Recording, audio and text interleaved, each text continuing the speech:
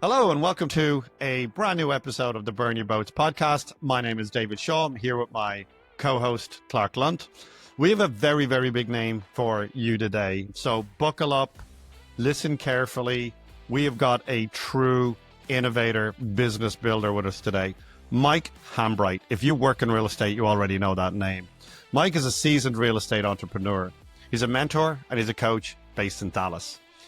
Mike began his real estate career during the 2008 financial crisis, and he's flipped personally hundreds and hundreds of houses, but he's mentored others who have collectively between them purchased tens of thousands of properties.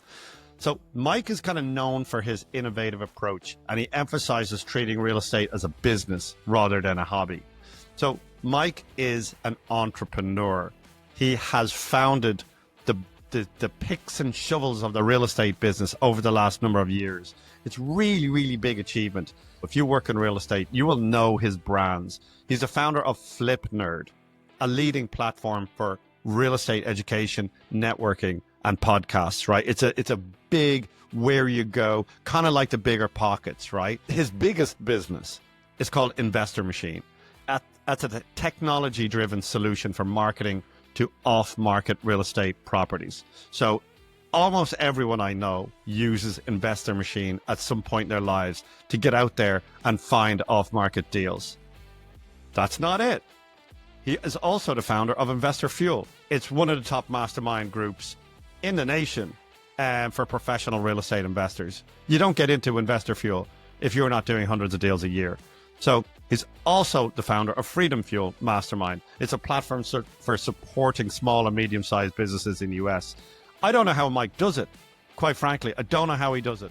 But he's here with us today, and we're honored to have him. And without further ado, please, let's welcome Mike Hambright onto the show.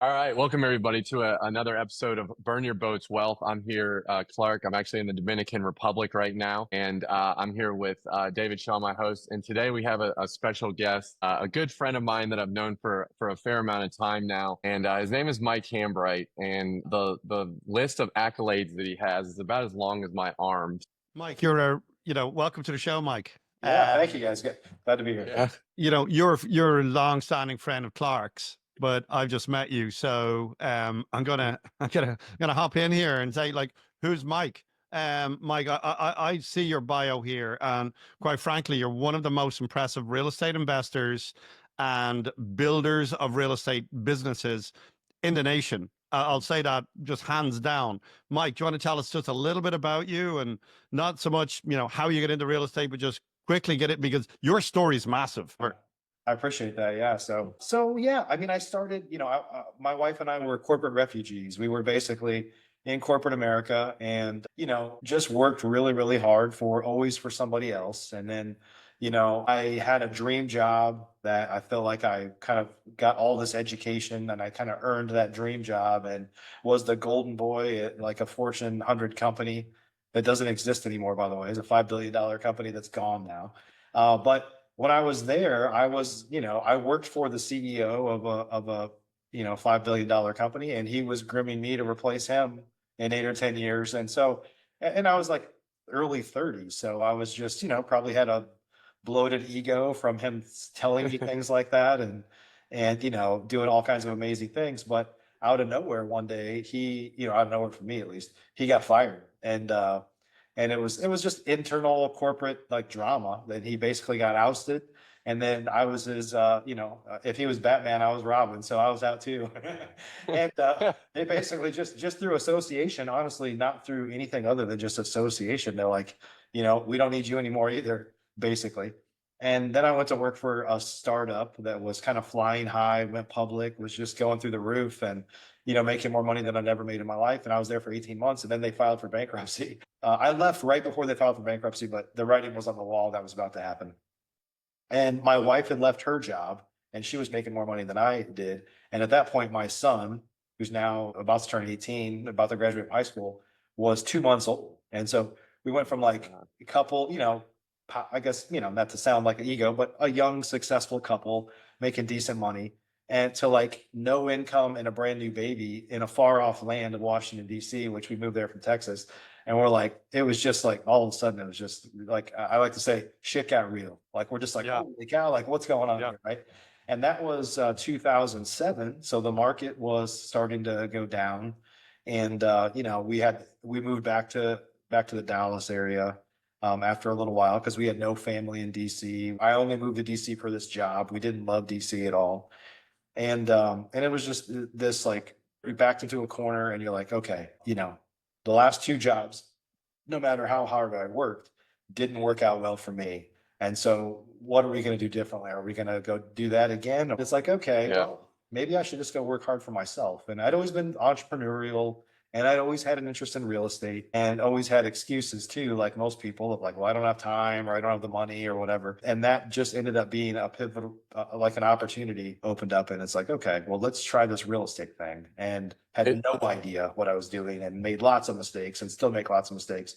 But it ended up being honestly a great time to get in, even though everybody else was running out at that point in 2008. Yep.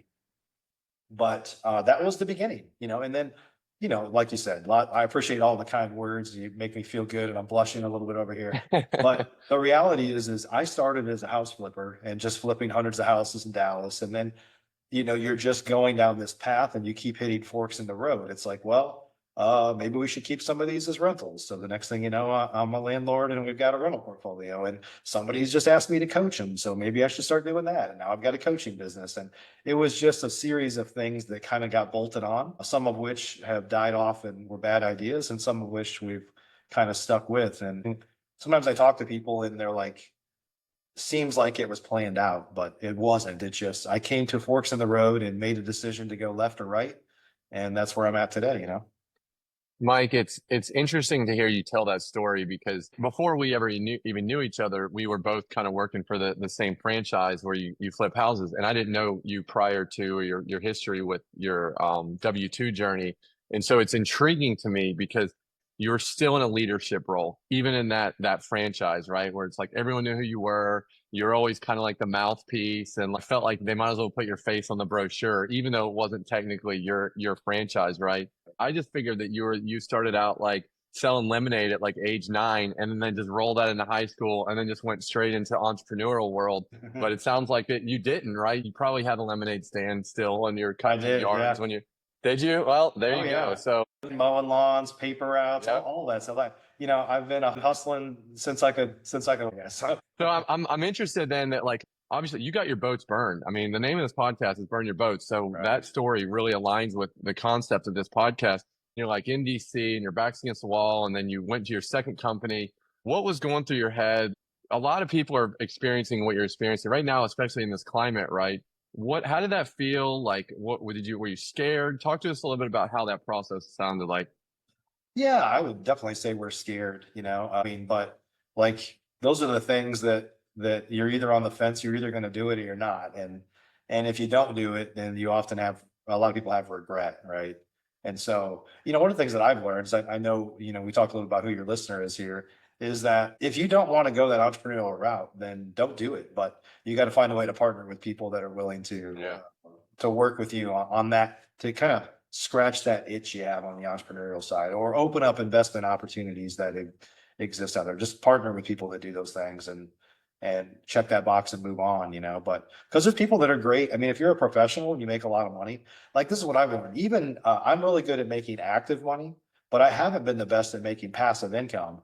And it's because I'm so busy making active money. So what I started to do is I just, you know, Corey Peterson, and probably you might know Georgia Brew and some other guys that I partnered with on the multifamily side, is I just got to the point to where we were frustrated. And this is going to sound like a first world problem, but you know, we're building up some cash, and it's like in my active real estate business, like I don't really need cash because, you know, interest rates are different now, but for a lot of my career, interest rates were so low. It's like, why would I use my own cash? Like I have investors that are willing to lend to me at 6 or 7 or 8%. It's like, why would I use my own cash? And so, so we just never did, because even if I use my own cash, I don't have enough to do it all. So why use it for any of it, you know, unless we're buying like, you know, you bought some like little $20,000 houses that you're going to keep as a rental. It's like, well, I'll just pay cash for that. But For the Right. fix and flip stuff, we're just using, local banks or private money lenders and things like that. But I think, if you've got that itch and you want to do it, then just do it. And part of it was for me was I like, who can I trust? And at that point, I couldn't trust corporate America because they let me down twice. And like I said, my son was just a couple months old, and at the time I left, and by the time we started our real estate investing business, he was almost one. And I also felt like at that point, my wife Lindsay. So at that point, we had only been married for 3 years or so, and then I started to feel like I was letting her down, and so stuff just got real, really fast, and I was Yeah. like, I just need to put my head down and go crank and kind of make this happen. So, but yeah, I think, when we jumped into real estate, like I've kind of poo-pooed my corporate background and my fancy education and all this stuff. I was really the first person in my family to go to college, let alone grad school and all that stuff. But I thought I was following that traditional kind of education route because I thought, well, I must need more formal education. It turns out that I didn't need that to do what we do now. But I really think that there's a lot that I learned in corporate America that we could apply to our business that just, honestly, it just allowed us to think bigger, I think, because it's like when you work for a really big company, they have a lot of resources. It's like, well, I can't, even though I'm a small company, I still have to have all those seats. I still have marketing, sales, operations. I got to have accounting and finance team. I still have to have all the same kind of leadership seats as a big company. It's just that I have to, wear a bunch of those hats for a little while. But I think it just, I don't know if you know this, Clark, but in our very first year with no experience, we flipped 65 houses in Dallas, which is a lot for any year. We just went in swinging. We got an office from the beginning. We had a administrative staff from the beginning, and we weren't trying to step into a job, even though it feels like that a lot over all these years. But like we were trying to kind of go big, from the beginning. That's amazing, Mike. Very few people really come into it like that. They kind of spin one plate at a time. They get that first deal, they do one Yeah. deal, and after doing one deal 3 times in a row, they do 2 deals, and then they spin 2 plates for a minute, and then Yeah. they do 3, then they do 6, then they do 12, 24. I always found that once you can scale, you can always double. I'm just going to like a quick fire round, if you don't mind. A lot of people at the start of their journey like that. I remember, so you're 2007, 2008, 9, 10, 11. So I went through all of that period of time as well. Where did you raise your capital from? So if you said I came in and I went big at the outset, right? So how did you, that's the one question. A lot of people, I remember just over the years myself, when I used to market, buy, sell, put under contract large multifamily communities and sell them overseas. Yeah. But once I start flipping, I needed to real hard capital. I needed to buy these things instead of just, broking them out or whatever. How did you get the capital? Like from zero, how did you start raising capital from day one? And there's so much to unpack here for the next 20 minutes, but how did you raise the capital right off the bat? So it was mostly friends and family early on. Most people would say the local banks aren't lending right now. We just, it's interesting because we came in at a time where we didn't have any preconceived notions about how this was supposed to work, right? And there's a lot of people like, don't do that. Why would you do that? What are you guys doing? You guys are crazy.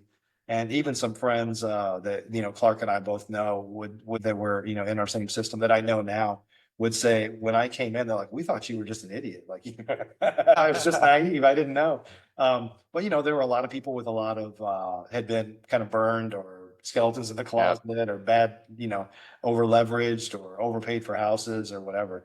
And so we just, I would hear people say the banks aren't lending, but then I would have a friend, like somebody that knew somebody at a local bank, and can you open the door for me? And my wife used to be an investment banker on Wall Street, so she's super organized, detailed. I think some of our experiences in the back gave us some credibility.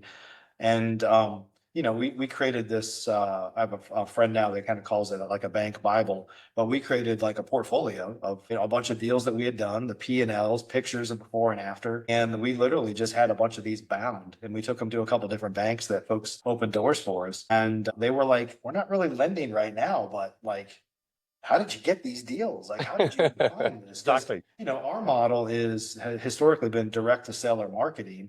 And, Right. if you talk to a more traditional local bank, like they're probably working with builders and, stuff like that. They didn't really understand the kind of used house market as well, right? And when you start to explain to them and show them some case studies, and just like, here's the P&L of every house I've done, by the way, I've never lost money on a deal yet. And then, they're like, you know what, we think we want to give you a line of $1 million or something, but it took like me knowing somebody that got us in the door and being able to have that conversation and them saying, we're a little nervous right now, but you guys feel a little different than what we thought this Yeah. was.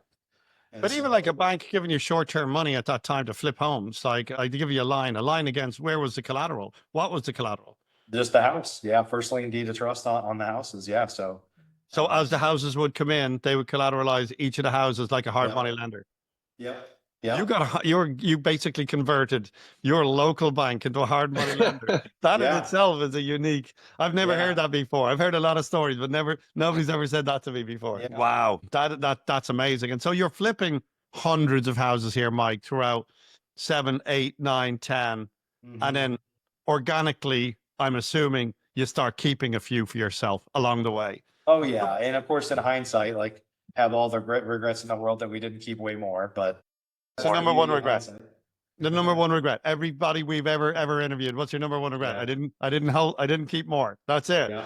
But you get your rental portfolio up to over 850 houses. So we have about 40 single family. And then at some point, probably 6 or 7 years ago, we started being a GP in multifamily. And so Got it. keeping more multifamily. Because I looked back at the time we had 40 or 50 rentals and I was like, gosh, I wish we had 500 of these. And I was like, Yeah. I knew how much brain damage went into buying each one individually, Yeah. which was our model. And I was like, how do I do this? How do I do this faster? And so we kind of went the multifamily route. Yeah, you said two things that's interesting. I hope everyone listening is picking up on this. As you say, okay, I got into this bank. You got hard money loans from a bank that, as David said, I've never heard of anyone getting hard money loans from a bank. So, my hat's off to you. But you got in through that because you knew someone to kind of at least get you in the door. And then you were the squeaky wheel, right? They've got this pitch book. You've got your resume, and that's all amazing. But then you're able to go to the next stage, which is multifamily, and you're like, who do I know? I'm going through it right now myself. I've got all these single family rentals, and they're kind of all over the board, and they're very difficult to deal with. And it's like, how can I scale faster? And like my personal motto for this year is who, not how, right? Like, who is it that knows things, that has played the game before me in a bigger way? And it sounds like that's definitely impacted you in a way that has been able you to scale from 40, where you're buying them 1, 2, getting them at a discount, renovating them. Now you have 5, 6, 800, whatever it is. You're never going to have 800 single family houses. And if you did, you'd probably have the same amount of hair that I have on my head right now, Mike. So it sounds like that's something that has enabled you to kind of keep flipping the penny in a very fast way. Yeah, you just have to, I get to a point where I have too many things going on, and back to the who, not how comment. It's like, okay, who can I work with now? There's a clear point in my life, like probably around that time, 6 or 7 years ago. And, I started my business with Jason Lewis, Investor Machine. That was a little over 5 years ago. Started doing multifamily deals with a couple of other people that were really good friends of mine. But there was a point where I just realized, why didn't I just work with them? I can't go learn all this myself, right? And I don't want to.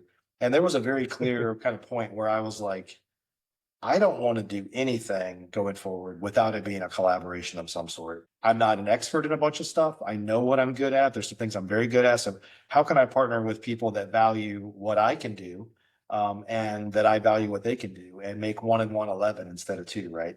And so, you just get to a point, for me, I got to a point in my career where I'm like, I'm also a little lazy. Like I don't mean to sound from a place of ego, but I don't really need to work anymore. So if I don't have a partner or somebody that kind of holds me accountable and makes me feel uncomfortable sometimes, this is the thing I've realized. I'll let myself down all day long, but I won't sleep at night if I feel like I'm letting somebody else down. And so partnerships allow me to really have an accountability partner, because I don't want to let them down. And so it forces me to kind of push forward.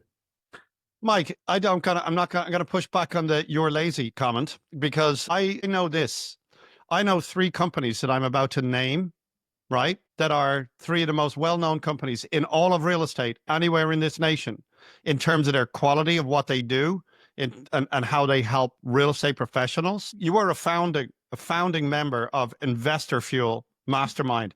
The reputation of that mastermind is nationally known.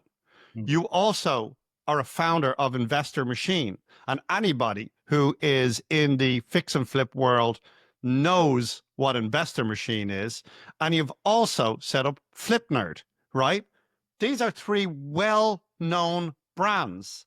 Just this is not the work of a lazy man. So you've done you've done like 6, 7, 8, 900 flips. You build up your rental portfolio, but then you start selling the tools to the gold miners. I just, one by one, which came first?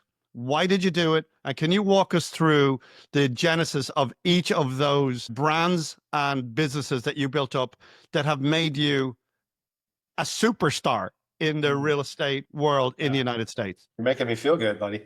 So Flip Nerd was really started as a podcast, right? It was just like, so what happened is, and Clark might remember this. If you go back to 2012, I guess when I started Flip Nerd, so even further than that, if I go back to 2009 or 10, what happened is I left corporate America, and kind of what I like to tell the story of when you're, if you're to work for a large company. My wife and I were newly married, didn't have kids yet, didn't have a whole lot of responsibilities, doing, relatively well financially for corporate America. But when you work for corporate America and you're young, you find the other young people. So there's always a happy hour. It's always somebody's birthday. And there's a social part of being part of a large corporation that when we went out on our own as real estate investors, it was my wife and I. We had an admin who was a much older woman. Like she wasn't our socially. We didn't hang out with her, and we were in just a junky little strip center like office that we turned something that was previously was a tattoo parlor into a If there's not blood on the floor, it's not the only way I know that is we kept getting their mail for like years afterwards. But we just kind of felt like all of a sudden we're on an island here. Like we're just by ourselves. Yeah. And so I started doing these things because I was flipping so many houses. I started doing these things that I call Rehab Live. And so I was a sponsor of a RIA club to try to find people to do deals with or bring me deals or buy my deals and all those things.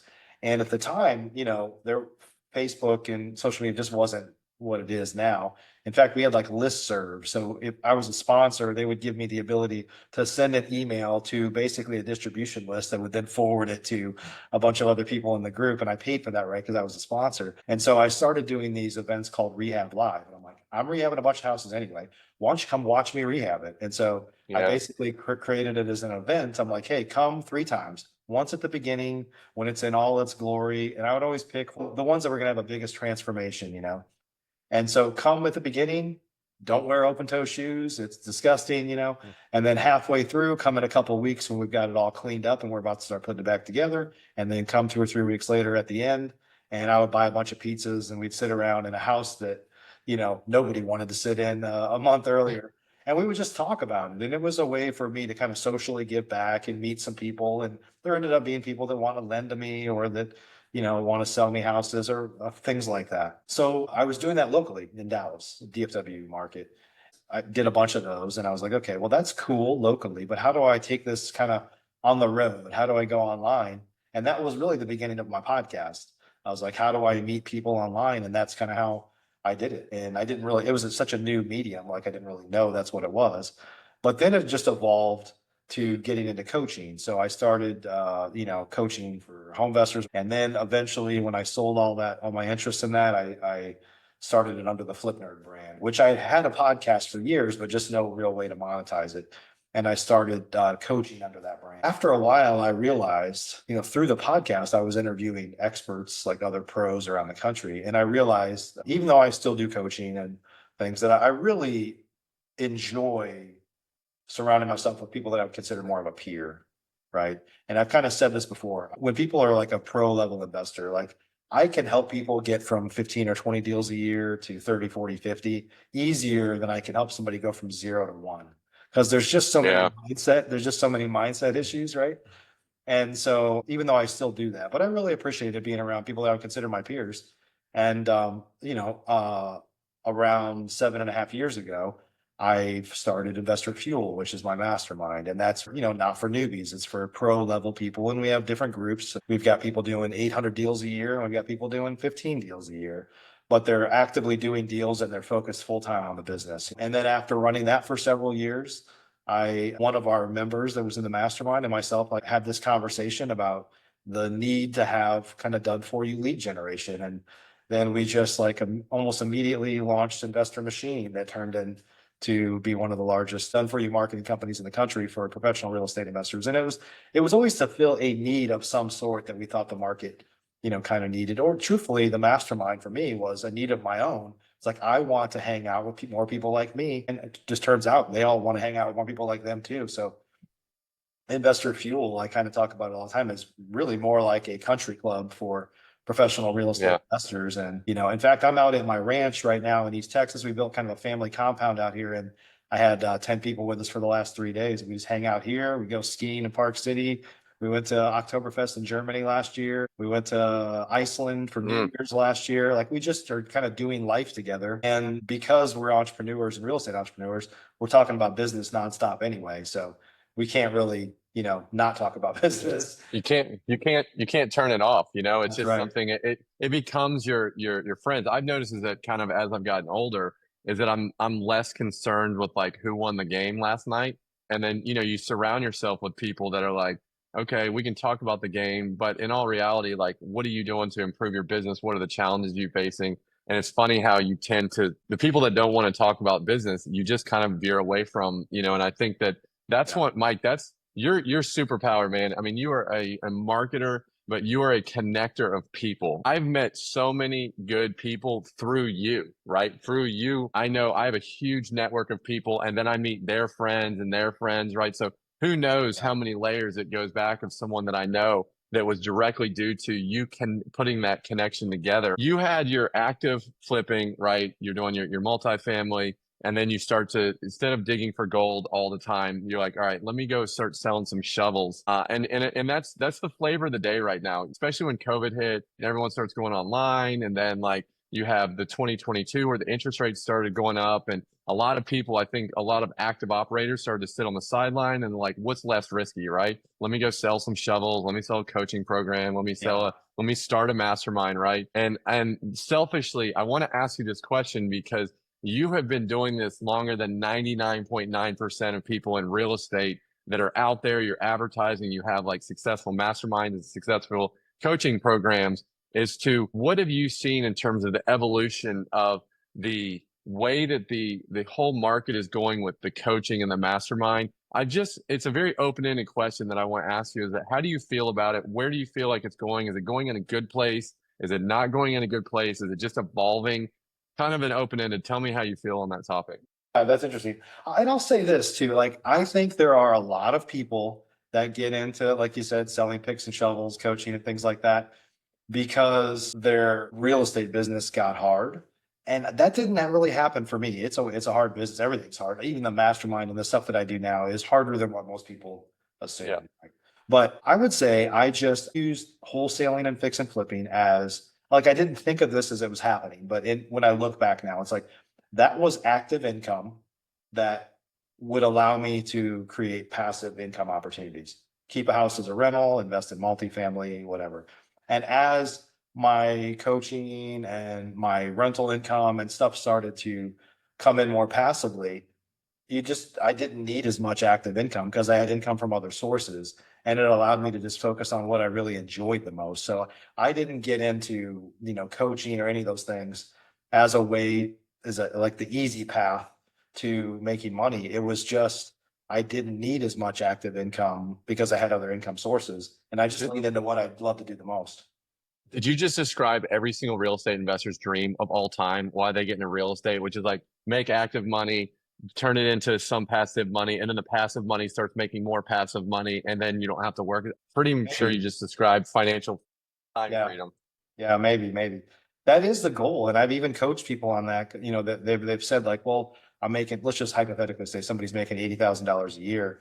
And I usually ask people like, what is your goal when you want to get started as a new real estate investor? Like, I want to make $1 million in my first year. And early on, I would say, that's awesome. Let's go crush it. Let me kind of show you how to do that. Right. But very few people go from the starting line to that. But it is possible. But, I never tried to like tell anybody it's not possible. But now the answer to that question now is like, well, what's your annual income? Like, let's offset your annual income first. Like, because I think there's a ton of people that just, for them, real estate is a get rich quick scheme, right? Or it's their idea. And it's like, it's not about getting rich quick. It's about getting rich for sure. And so it's like, first offset your income and then build up from there. So if folks are listening to this, I know you have a lot of professionals out there. It's like, you could find ways to start investing passively, and that passive income will eventually offset your active income. That I think by definition is financial freedom, is you make enough money from your passive income to live off of, right? And so it's replace that active income first, and then it opens up all sorts of doors for you about how you spend your time at that point. If you want a 10x it, that's fine. If you're cool, just like, hey, I've bought myself out of a job and now I'm just going to sit back and relax. If that's your thing, that's fine too. That's intriguing. I've got like two real core questions for you after that, Mike. Kind of first one is, can you tell me what you see, given everything that you've done? You've done the digging for gold. You've been very successful at it. You've got the rental portfolio. You set up the picks and shovels businesses that are super well-known brands. But more importantly, you mentioned your wife a few times. You mentioned why you did Investor Fuel, and the Mastermind was more driven from a need to socialize amongst peers and whatnot. Within Investor Fuel in particular, what would you say are the common traits between people who get very successful and the people who don't? What do you think is that common trait? It's the thing that drives me to do it. It's surrounding yourself with people that are willing to put their chips on it all the time. Right. And the people that are willing to learn. Like, there's a lot of people that think they know it all already. And so I would say the common themes are people that are willing to go all in, people that want to, this is going to sound a little bit counterintuitive for folks that have not been in a mastermind before. There truly are a lot of people that come in and they say, I want a place where I can give as well. So we have a very kind of giving culture of people sharing their knowledge with each other. And it's not a place to come take. Now, there are other masterminds it's very much, about taking and chest thumping and stuff like that. So we have a very open community of people that can talk about their challenges and kind of work through those, whether they're business or personal. And we celebrate that. Like, hey, those are your biggest growth moments, is being vulnerable, if you will, like sharing some of your issues, and like, hey, nobody's going to judge you here. Like, let's just figure out how to work through that. Right. And I think the third thing that I would say is people that are willing to invest in themselves, because there's a lot of people that think, well, I can just go watch that on YouTube and figure that out. But it's just not the same. It's like, I use this analogy. I said my son's about to graduate from high school here, but when he was growing up, he was really into Legos, right? And I use this analogy sometimes of, he was like, when he was 5, he was putting together the sets that say they're for like the age group of 10 to 15 or whatever. He was like always more advanced with that. And now can tell you this too. My son has, for sure, and I do too. He has ADHD, so he's all over the place. So how was he able to put those things together? It's like, because they had a booklet that told you step 1, do this. Step 2, I've got one of these. And so what I'll tell you is now, and some of you guys will appreciate this. We were just talking about this because he's going to go off to school, and we've got like huge, like Rubbermaid tubs of Legos, right? That were once kits. It was once the Millennium Falcon, or it was once like a 4x4, these things. And now we have these huge tubs, which you could never put back together again the way they were, right? And my analogy for that is like, that's YouTube and that's podcasts. There's all this content there. All the pieces are out there. But until you have a manual to put it together that says step 1, do this, step 2, do that, it's really hard, right? And that is really what our mastermind does. And it's not just from me. It's from like, hey, that guy's got the kit to put this one together. This woman has the kit to put that one together. Like, go sit next to them and ask them how to do that, right? And so we all have these cheat codes for the kits to put those Legos back together, which doesn't exist when you go out online. The pieces are all there, but good luck putting it together. What a clever analogy. I really, really like that analogy. Really great, Mike. And just while we're talking about children, because I have literally a 6-year-old in the house right now, I'm going to go broke buying him Lego kits. If he doesn't have a Lego kit, He's like drumming his fingers until he gets the next one. So I totally get that analogy. I've been dealing myself with this concept lately about this concept of like arrival fallacy. You meet people in the mastermind and say, "Oh, I want to make $10 million. So I want to make $1 million, and buy whatever." It's just this mythical goal, and then you arrive. You've experienced it. You never have to work again in your life. You can walk off this podcast right now and go sit on a beach in Tahiti, but you wouldn't last very long. And so we have this, I'm kind of dealing with this, and I'm dealing it in public in the podcast, is that it's not really the destination that really matters for us at the end. After you've arrived, you realize, yeah, the destination's great. And they said, well, it must be the journey. And it's like, well, the journey was freaking hard and it was scary and it was this, that, and the other. And then like what it must be all about is like who we become on that journey, right? Yeah. I want to know what you think about that concept as it pertains to, I did a 10-minute the other day.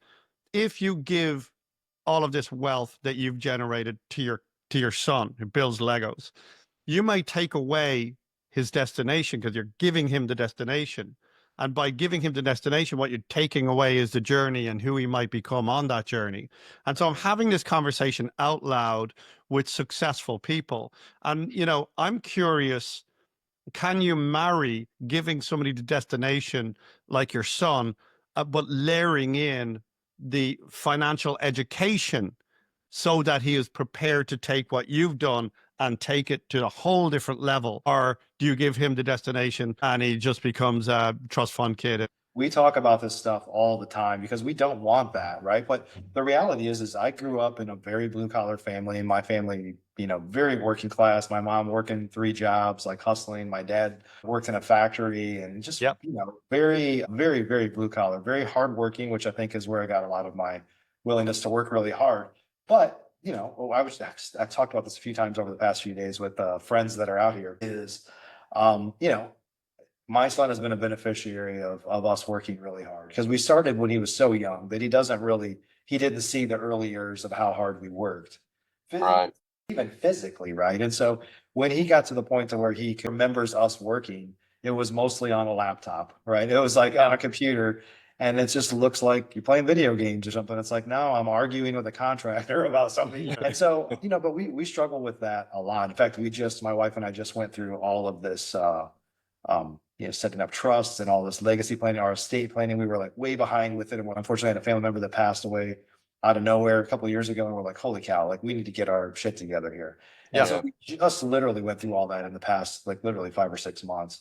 But, without getting, we could have a whole nother show on what we're actually doing that is one of the challenges I have all the time. Like, again, when I turned 10, I had a paper route. I was selling lemonade before that, and mowing lawns when the handle was still over my head. I'm like pushing a lawnmower around the neighborhood and just hustling, right? And he hasn't had to do that. And I think that's pretty common these days for kids, so they're just too comfortable. But it is not our intention to dump everything in his lap. And so we're trying to set up some legacy stuff that would hopefully live on for many, many generations beyond us, that actually include our ranch out here in East Texas, and really creating almost like a family mastermind where we bring in, if any of my family's watching, this is still an ideation phase, but we create this mechanism that feeds our family and probably cousins, and just has to go. We only have one son, so it has to go out further because all of our eggs are in that one basket right now.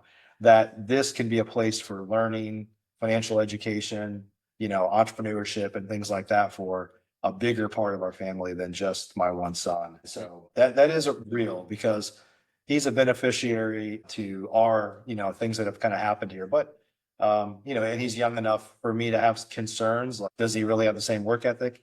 But time will tell. The truth is when I went to college, I was probably changed my major 10 times and was all over the place. And so we have to be willing to let him fail a little bit. And those are where the hard lessons kind of happen, right?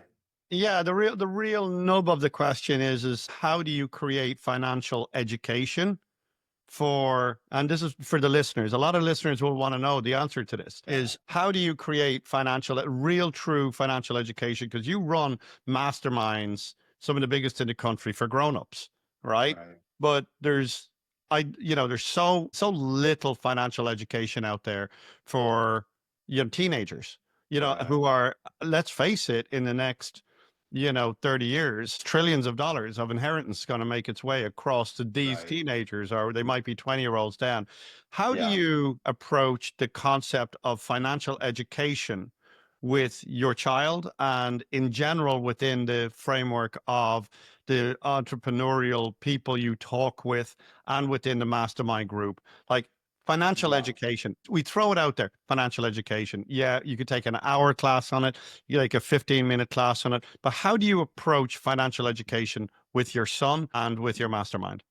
Yeah. So let me start this conversation by saying, if I had a button to have a do-over, I would do it differently than the way that I actually have done it, because now he's about to graduate from high school, and it's easy to look back and say, hey, if I could go back, to when Yeah, he of was course. 10 and start to do these things, I would do it differently. Right. And so I think, hopefully my son we'll do a better job with that with grandkids, just because we have the wisdom of thinking like, oh, why didn't we do this earlier?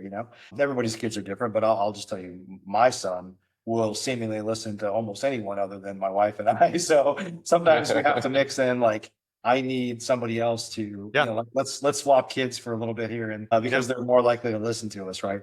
So it's interesting. I've been putting a lot of thought into this because we were going through all the estate planning.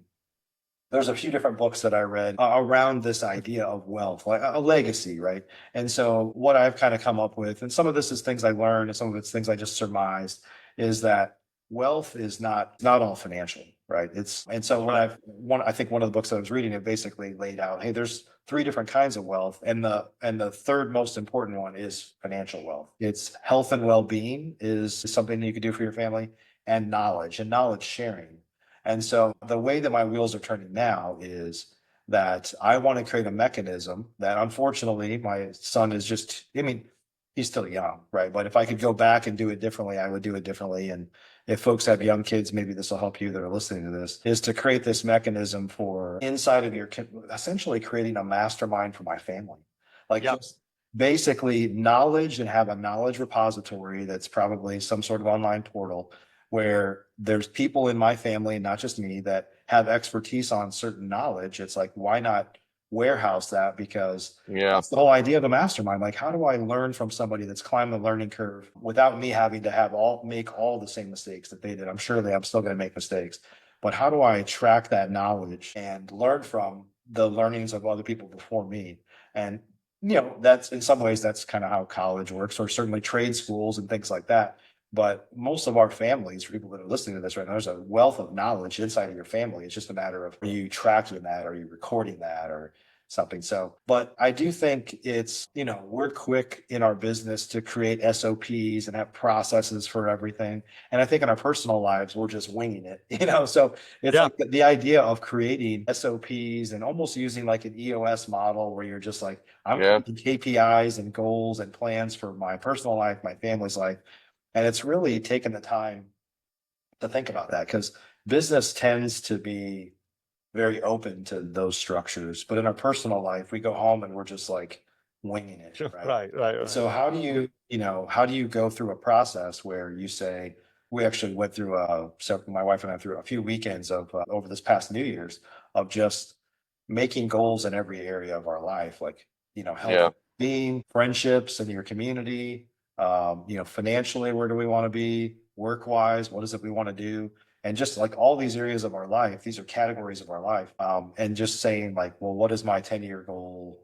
And because we're both 50 and we've been married for 20 years, and like, what is our goal? Like, let's bring this together, because there's some things we might have individual goals, like my fitness or my health or whatever, but there's a lot of stuff that we need to plan together and make sure we're on the same page with, right? And so it's taking that time to really kind of plan out where you want to be, and using that as a mechanism for how you can create a roadmap for your kids as well. Is like, this is how they get educated. These are the events I want to go to, and I want to take them to. These are the things I want them to get exposed to.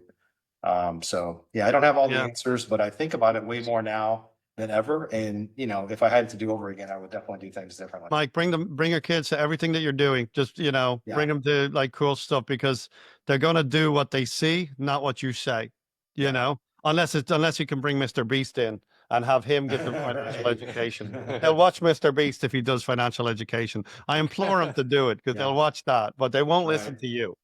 But they will watch you. They will, your son will see you at these things. Your son will look at this and say, yeah. That's really what's the most profound, I think, education you can give them.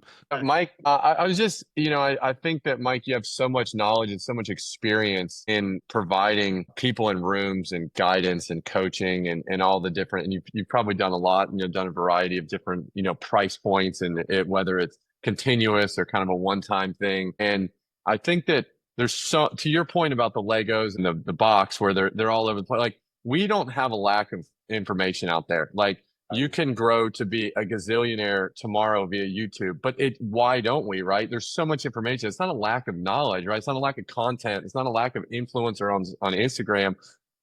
How many podcasts are there on how to get rich, right? There's a gazillion of them, right? Yet not everyone is rich. And there's a lot of people listening to these podcasts. So if people that are listening to this and saying, where do I start, Mike? Like, do I join a mastermind? Like, do I buy the $200 course? So I just lock myself in a closet and listen to YouTube for the next 3 days straight on how to do X thing in e-commerce or real estate. Give them some guidance as to maybe how to point the fire hose to at least get started. Because as you said, the hardest thing is going from 0 to 1, not 15 houses to 30 houses, right? It's much easier to go from 1 million to 10 million in net worth than it is from 0 to 1. Right? For everyone that's got analysis paralysis, they're all over the place. They're listening to podcasts. They're doing all the things that you should do, yet they're not worth $10 million.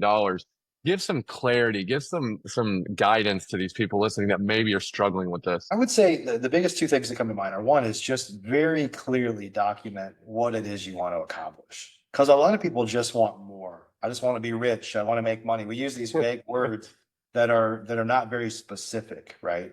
And if you're in real estate, for example, if people tell me how much money they want to make a year, and I know what market they're in, I know what their average margin is on a wholesale deal versus a fix and flip. And once you kind of know some of those data points, it's well, I can reverse engineer a plan for you.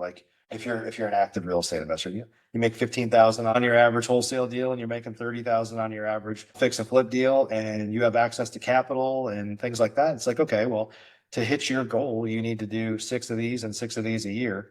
And let's assume that you have a net margin of 50%, profit margin or whatever. So this is what you're going to net out. So you can reverse engineer that. Now, none of those numbers will be right, but directionally over time, they're going to be close, right?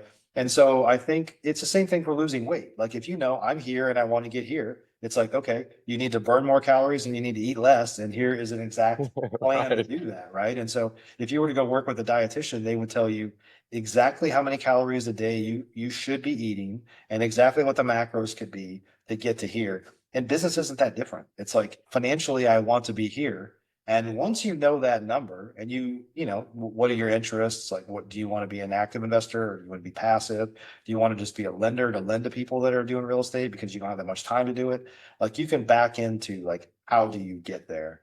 But very, very few that I've seen, everybody wants, quote, more, or they want to get rich, or I want to make $1 million, or I want to be worth this. But very few actually have a very clear target that you can use as a point to build from and say, okay, here's how to get there based on these criteria. This whole wealth planning exercise for our legacy, and it's a little bit morbid, but they come in and they say, well, here's your net worth today, and how much money do you need to live on a year based on how much you want to travel and do all these things, and your average life expectancy is this. And they build a chart that basically says, well, if there's this much coming in and this much going out, and here's when you're going to die, it's here's exactly what you need to do. And it's not that different than macros and calories for your diet. I mean, it's the same exercise. And so it's really, but you got to start with the end in mind. What is it I want to accomplish? Where do I want to go?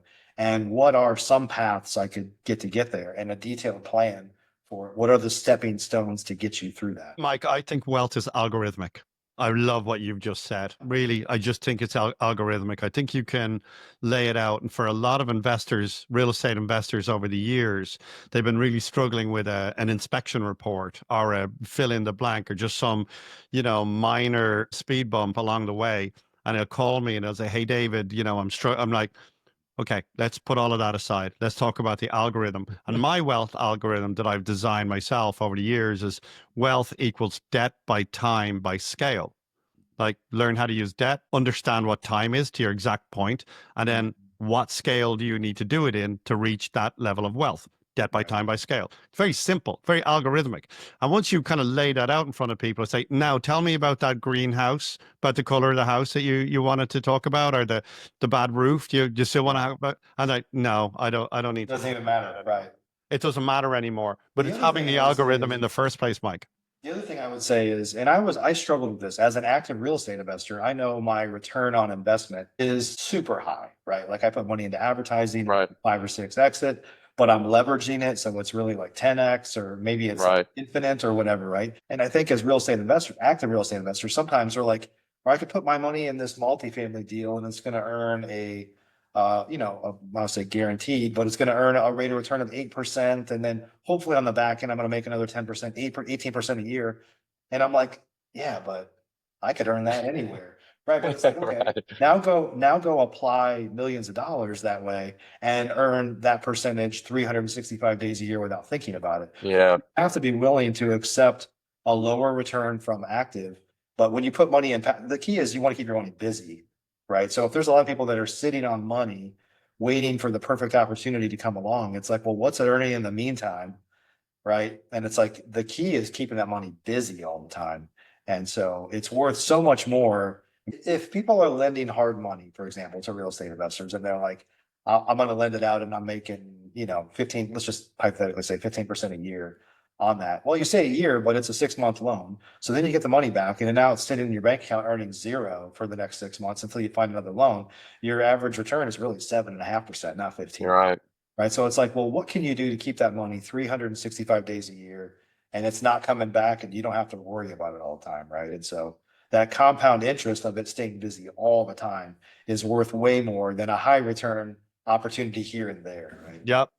Couldn't agree with you more. I couldn't agree with you more. There's a lot of people getting caught out in syndications that jumped into really high IRRs that are now, those IRRs with the can being kicked down the road and Yeah. extensions and whatnot. Those IRRs are getting thinned out. They're not 22 anymore. They're Right. 15 Yeah. or 7, or just give me my money back eventually to be Yeah. 0. No doubt. Yep. So Yeah. there's all of that happening.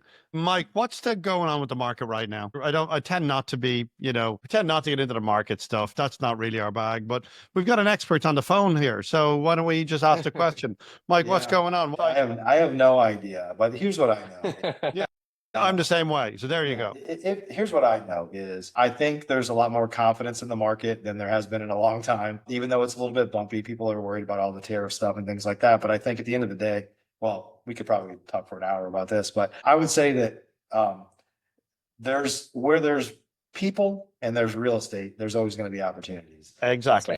The key Amen. is, I think the key is to be principled and not get too crazy on assumptions that might be unrealistic. I think the last few years has taught that lesson over and over again to a lot of folks.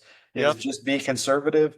If you're working with other people, make sure you're working with people with a proven operating track record, and do your own homework, because there's a lot of people that'll tell you what they think the numbers are going to be, but you should want to make sure you prove those out by yourself. But I think there's more opportunity than ever out there right now. It's just a little bit harder to find, and it's got some weeds, maybe some weeds growing up around it, and you gotta hunt for it a little bit. But if Mike, if there weren't weeds growing up around it, then there wouldn't be an opportunity, because everyone would That's just be right. there, and it's That's nice. right. The grass is nicely cut, and it's like it's the opportunity lies in the fact that there is going to be some risk, and not everyone is running toward it. And Yeah. David and I talk about that a lot. Is that you can't just assume, you can't just go on the MLS right now and there's just going to be deals falling on top of you, right? Like you have to create that deal, right? You have to take a little bit of risk. You have to see behind that ugly landscaping or the roof that's got a hole in it, whatever it may be. And, I do feel like that you have to be able to take action. And, you've talked about it previously too. And I appreciate your kind of thoughts on building wealth and kind of reverse engineering through it. Talk for a minute just on, as you've got this thing that you want to reverse engineer, and I want to do 6 flips and 6 wholesales, and I want to make this much money and bring it back so I can make that. But You mentioned earlier that you weren't doing the happy hours after you left your corporate job anymore. There's no one like cheering you on the sidelines when you're Right. your own boss, right? Just you and your significant other. It's lonely, and we've talked about this. Ship is lonely. So when you have the accountability, right? If you start surrounding yourself with people that are talking business and they're not talking about the score of the game last night, how much is that impacting the success, the confidence that you have going into that opportunity where the weeds are all over the place? Kind of give a feel for what you've seen from some of the folks that just whether it's either an investor fuel or just in general surrounding themselves where you have confidence to be able to make that leap of faith. Yeah, I think, when you surround yourself with a lot of other smart people, it's like I can't remember the game show that's been on for a while now, where you one of your options is to phone a friend, right? And so once you have the right people around you, you're just your confidence of what's possible. I mean, there's two things that happen. One is what you realize, and not to take anything away from any Investor Fuel members that are listening to this, I've said this before in front of them, is that there's nobody in that room that's so brilliant that they just came out of the Right. womb like Yoda, right? Like they're just a bunch of hardworking people that kind of figured it out. And so sometimes when you see those people, you're like, well, if that guy can do it, I can do it, right? And Right. there's nobody in the room that doesn't feel that way. They're like, wow, this is just a lot of hardworking people. We probably both have known people before that I'm like, this guy's running circles around me. Like, what is it? And he's more of the ready, aim, ready, shoot, Right. aim guy, right? But when you start to realize that you're taking a risk, but it's a calculated risk, and it's calculated off of who you've surrounded yourself with, and just that gut feel that becomes, ridiculously accurate over time because you've got arrow wounds in your back and somebody else that happened to you before, and you can call somebody and say, what do I do in this situation? And they're like, here's exactly what to do. Like, it allows you to take way more calculated risks. So the world thinks what we're doing out there, you guys know people like this that think real estate is risky. It's like stock market is risky. I have no control over that. But this I can control, right?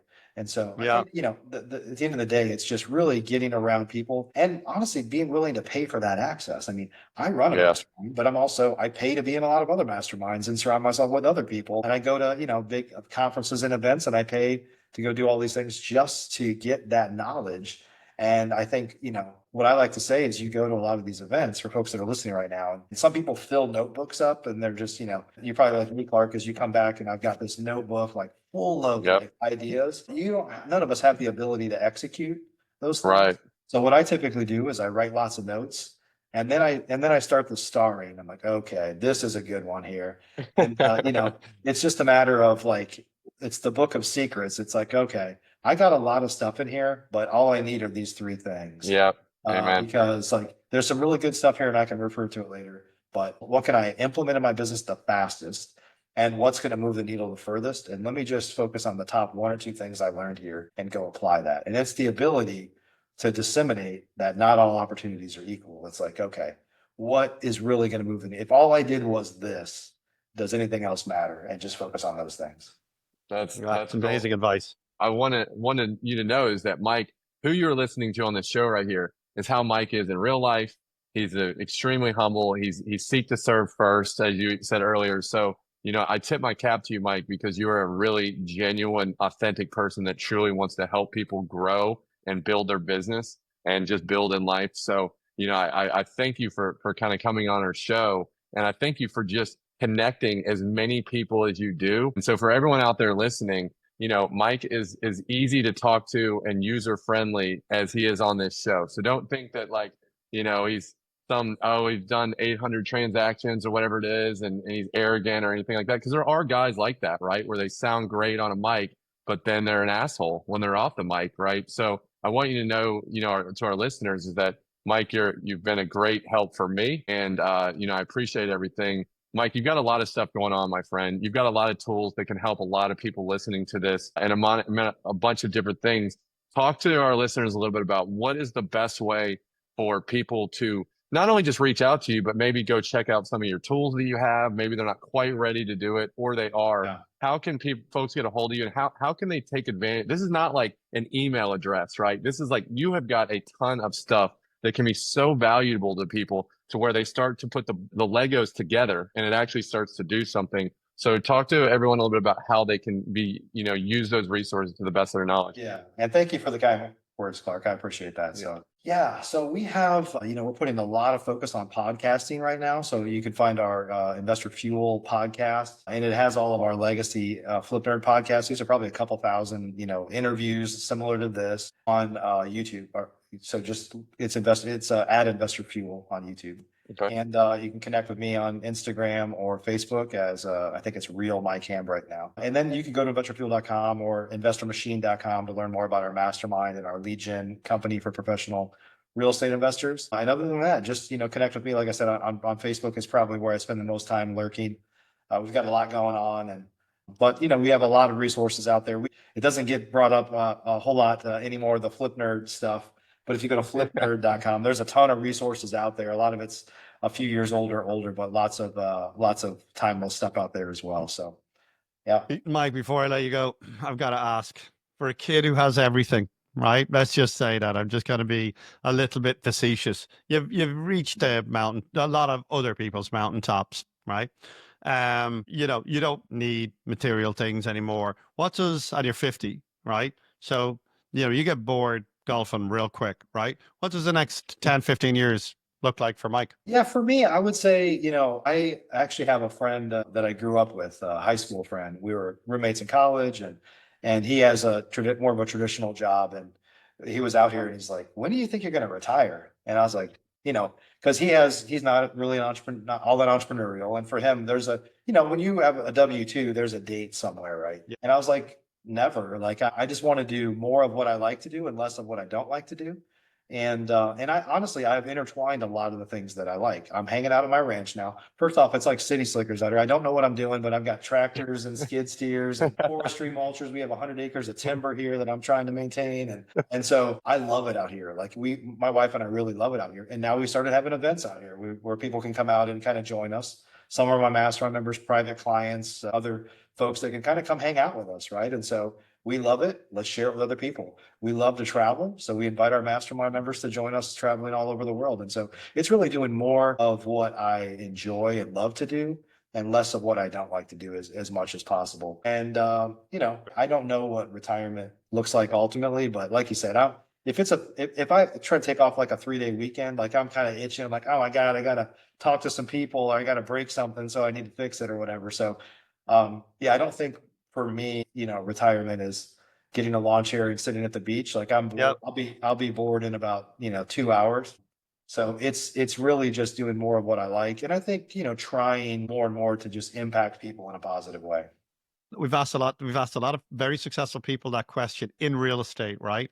And it's the same answer all the time. People don't retire from real estate. We're not dying to get away. It's not like we're down in the coal mines, inhaling coal dust all day long. You definitely have a date that you want to wrap up if that's what you're doing, right? I would imagine. People die, real estate investors. They really do. Like just yesterday, I was having a conversation with a lady whose father was, an Irish immigrant. He was a plumber in California, died a multi-millionaire. He died at 87. And as he was dying, he was doing a real estate deal on his deathbed. Do you know what I mean? He was still doing deals. And we see it all the time. We buy a lot of real estate from people who've passed away and whatnot, as I'm sure you've picked up portfolios as well. That's the bottom line here. And that's what I think we should all walk away with here, is that why we talk about real estate and why we talk about wealth is because it's fun, and it's the camaraderie of it, and it's enjoyable. And yeah, there's good times and bad times, and it's hard sometimes, and it's, you get kicked in the face along the way. But by and large, it's a way of life. That you'd agree with that. It's a way of life. Yeah, absolutely. Well, yeah, I think when I was growing up, like I said, my family was very blue collar. Any sort of advice that I would give, or if you would ask a lot of folks that were in my family, it's you need to save up money for retirement. And then you hope you don't outlive it. Like there's this pie, Right. And then you start whittling away at it, and hopefully the money doesn't run out before your time runs out. Right. And that's why a lot of folks tend to pull back on their lifestyle. They're like, well, I'm retired now, so I can't afford that. Like the best years of your life, you're going to pull back on enjoyment now. Right. And so I think the key is to really build up passive income or have cash flowing assets that allow you to live your best life. And there's no end in sight. It's just a matter of what happens to your estate after you're gone. But I'm not going to whittle away at the pile. Like, I think, the reality is I'm hopeful that my money will make more money every single year, even in the last year of my life. Now, what happens after that? That's still to TBD. But yeah, I don't plan to outlive my money for sure. Well, this has been a Amen. pleasure, Mike. Absolute Yeah. pleasure for me. Thank you guys. Just one last time. You reach out at Mike at. You could go to investorfuel.com to learn more, and you could, try to connect with me on Facebook. Just follow along there and send me a direct message if you want to on Facebook. That'd be great. I don't know about anybody else, but I want to be hanging out with Mike at that ranch right now. Yeah. Let's go. Mike, thanks so much for your time.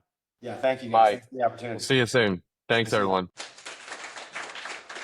Well, that is a wrap for today, folks. We hope that this episode gave you some actionable insights. Because remember, you navigate the world of investment, it requires more than just luck. You're going to need strategy, you're going to need knowledge, and of course, you're going to need a little dash of courage. And if you enjoyed today's episode, be sure to hit that subscribe button. Leave us a review on any of the podcast platforms that you listen to and YouTube as well. And don't forget to follow us on Instagram and Facebook at Burn Your Boats Wealth, and leave comments, talk to us about things that you want us to talk about or things you disagree with us on. We appreciate all that type of insight. Your support really fuels our fire to bring you even more valuable content. So we appreciate you. We appreciate the support, and we will see you next time.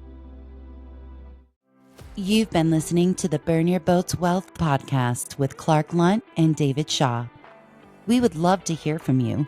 Please reach out at contact@burnyourboatswealth.com with comments, questions, and if you have a topic you would like Clark and David to discuss on an upcoming episode. We would very much appreciate it if you took the time to rate and review Burn Your Boats on your favorite podcast listening app, and make sure to follow and share on social media.